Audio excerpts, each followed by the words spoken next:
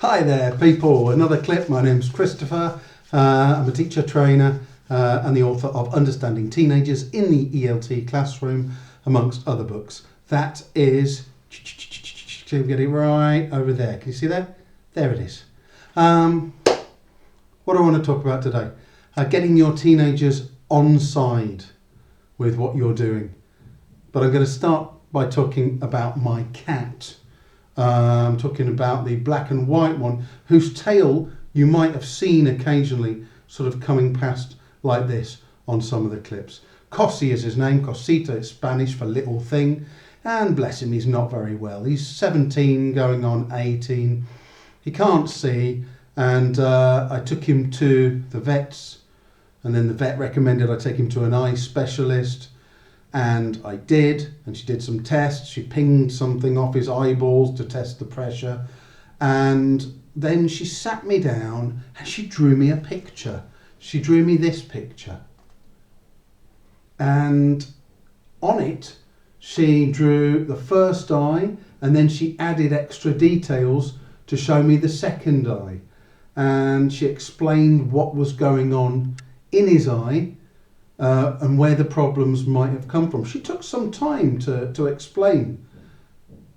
But by the time I left the eye specialist clinic, I had a very good idea about what was happening in each of his eyes. And it set me up for the various follow-up trips with my regular vet, who is also fantastic, to check about kidney problems, blood pressure, and do a number of other tests. Now, obviously, this isn't a channel about cats, so there is an analogy here. Our teenagers, they sit in lessons for 5, 6, 7 hours, sometimes more. And for all that time, they have an adult, possibly several, at the front telling them what to do. Now, I'm pretty sure that most teachers try to explain or give some rationale to their students as to why they're doing what they're doing. But there is a difference between a macro maxim such as this will be good for your English, or English is an important language, or you'll need this language if you work in a company. There's a difference between that and actually explaining to them the methodological rationale for why they're doing the activity that they're doing in the moment, how that is actually going to help their English. And I don't think our learners get that very much. But certainly there are a lot of things we ask them and that they don't really know why. For example, imagine you've given your students some conversation questions about things to do and see in their city. And they've spoken about the questions with a partner. They've asked and answered 1, 2, 1, 2, 1, 2, 1, 2, 1, 2, 3. And then you're asking them to switch partners and repeat the same questions. And they're going, but why, teacher? We've already answered them. Why with another partner? Why do we have to move? And they don't know. They think, honestly, I genuinely think they don't know some of the time. Now, if we can explain it in terms that they understand, that's quite a powerful thing. We might say, for example, okay, guys, just imagine students from another school in another country come to your school and they're hanging out with you. Let's imagine that you actually make friends with one of them. You get on really well with one of them and you'd like to speak to that person. And you're in a group at break time, at lunch time, in the canteen, in the schoolyard, on the field, for example. And one of them says to you, I've got some free time this weekend with my family or my host family. What do you think I should see in the city? And you're about to answer, but you can't quite remember the words because you didn't practice the sentences and the answers and saying that. You didn't practice it until you had it smooth, until you had it down. And so one of your friends jumps in and says what they think that the visitors should go and see. And you're thinking, I want to say that, but you just weren't quite quick enough. Well, this is going to make you quick enough. And for sure, in the future, somebody will ask you what you think they ought to see in your town, in your city, where you think they ought to go. And for sure, one of those times you will want to answer for yourself and not have somebody else jump in. So just practicing this one more time and maybe even another time and seeing if you can get that answer off smoothly without having to look down, without having to look to the board for help with the sentences that we've already put on there. That will help you and that will stay with you. For example, what we've done is we've explained to the student, we've given them the rationale for practicing, making sentences more automatic, increasing the level of assimilation. But we haven't phrased it in the same way as we might do if we were doing a Trinity Diploma level lesson plan or a Cambridge Delta lesson plan, or the methodological rationale on an MA course. It's not the same, but it's there, couched in terms that the teens will understand. By the way, I think that the aim of most of these professional development courses, and they're all fantastic, I like them, the diplomas, the deltas, the MAs, a very important side of them is being able to justify what you're doing in class in terms of methodology. And then when you start teaching teens, or when you go back to your teens class, there's that transition to make into terms, couching things in terms that your teenagers will understand, because they won't know all that terminology.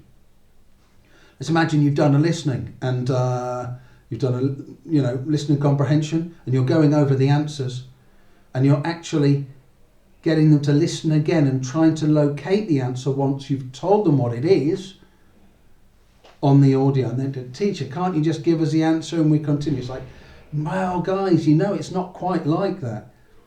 You know that, individual words, when we say them, that they change when they're in conversation, because there's the word before that can be joined on, and they might be joined on to the word after, and it all kind of mixes together. It's like a sausage making machine. Could be any kind of sausage making machine. Chicken sausages, vegetarian sausages. There's sausage making machines for everybody out there. But imagine it's spewing out one long stream of sausage, and there's actually a mechanism there that's going dip, dip, dip, and cutting it and making individual sausages at intervals.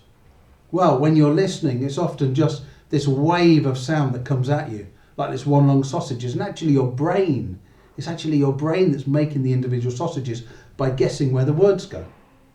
So that's what we're doing. We're finding that in the audio. What you've just explained to them, you've just given them the rationale for word segmentation, for helping them to find, not words in citation form, but in connected speech, in the stream of speech, as somebody like Mr. Richard Cauldwell would explain it. What you've also done is you've explained to them, if you say to them, if you can locate these words, if you can find the answer today, if you get the same word in the future in a listening, you'll be able to hear it easier. Well, then you've just done what Annie MacDonald would say is giving them something to take to the next listening.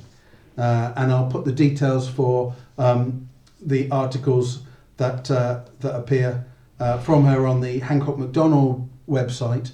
There's stuff like decoding the nitty-gritty of listening and stuff like that, which I would recommend having a read of.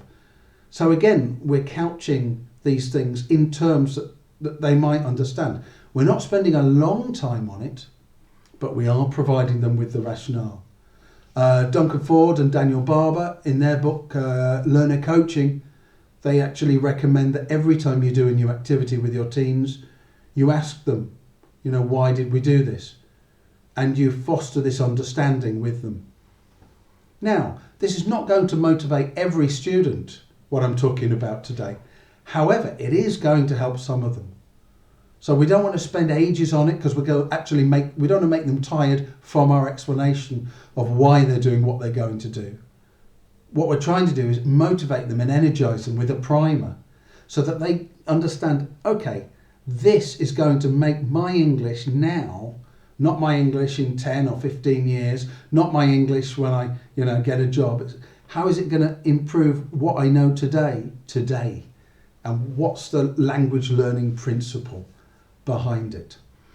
Now, you will have to develop your repertoire of rhetoric and explanations as you go, but I think, and I mean, you can do that by looking at a lesson plan that you're looking at what you're going to teach and asking yourself on any given day, what would I say if they turn around and say, teacher, why are we doing this? How can I frame it in a way that they might understand, but in a way that's going to take me, just 30 seconds or a minute to explain?